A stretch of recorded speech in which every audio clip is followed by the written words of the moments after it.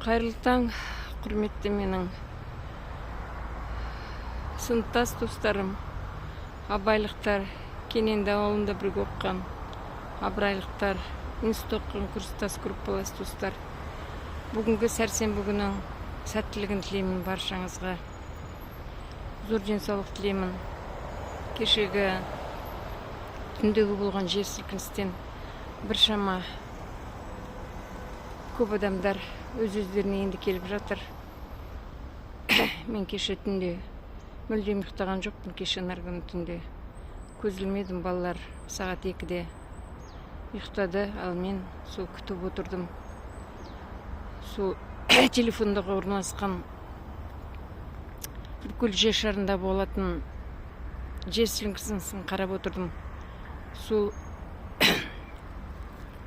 Қырғыз автономный округтағы Қытайдың болған жер сілкініс кеше түнгі сағат 00:09-да басталған. Содан сол жерде 25 рет жер сілкініс болды. Сол 7 балдан бастап 4-те 5-ке дейін барды. Біздің Қазақстанда 2 жерде, Междуреченский деген жерде болды жер сілкініс 3-те 4 бал.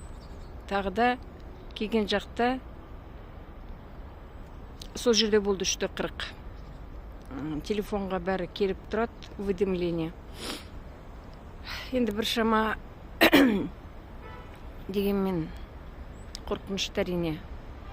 Көп қабатты тұратын үйдегі адамдарға ол қатты сезілді.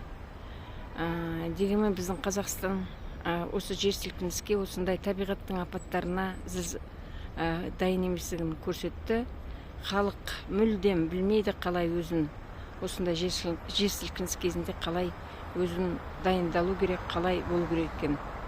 Бәрімізге де сол. Сондықтан әшейін өткізіп атқан оқу шарасындағы мына дайындықтардың бәрі әшейін далбаса болып қалды.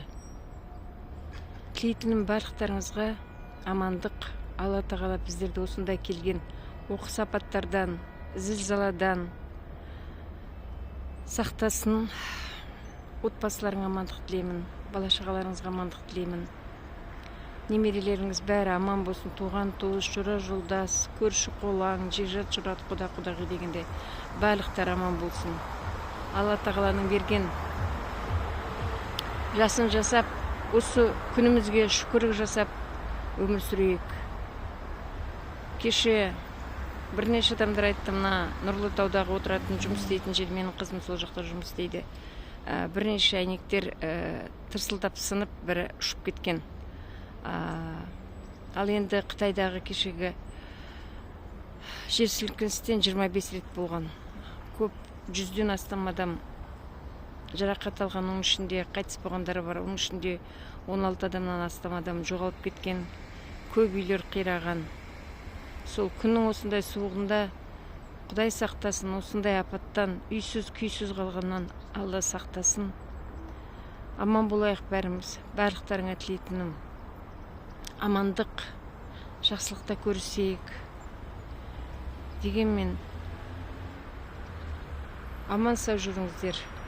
Барлықтарыңа дұғай Алматыдан сәлем достар. Бүгінгі күндеріңе сәттілік тілеймін. Аман есен болыңдар.